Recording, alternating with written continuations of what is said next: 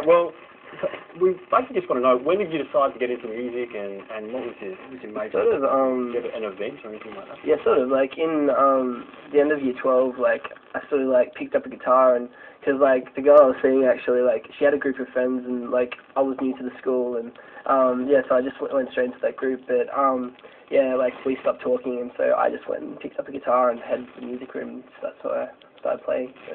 Wicked. Yeah. Yeah, and since then, it was like, it just sort of felt like right, you know, like I sort of felt like I knew what I wanted to do, so, Brilliant. yeah. Can you talk to us a bit about your songwriting process? Are there things that motivate you to write a song or that inspire you to write a song? Yeah, sort of, I guess. Like, sometimes, like, you know, like, I'll just get this sort of motivational feeling to just, you know, start writing, and if I don't, like, sort of grab a pen and paper and just start writing it out, then, you know, like, I sort of feel like I've lost a bit of something that I could have shared, but, you know, like, I can't really sort of force myself to write a song, and when I do think about sort of, like, writing a song, I don't really think about what I'm writing so much as to just letting it out on paper and sort of figuring out some guitar sort of melody to it afterwards. But. And because essentially you are pretty much a folk singer, I mean, you've got influences of Bob Dylan and, yeah. and you know, Conor Oberst and, yeah, definitely, yeah. and even Lisa Mitchell, really. Yeah, yeah.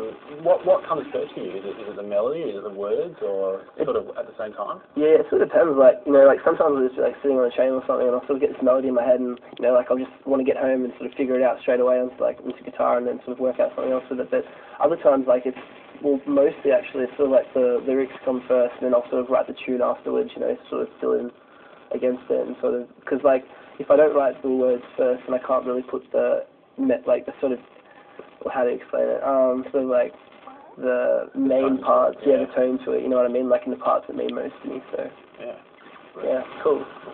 Yeah, can you talk to us about what the response has been like since you've been listed as a Triple J unearthed feature artist?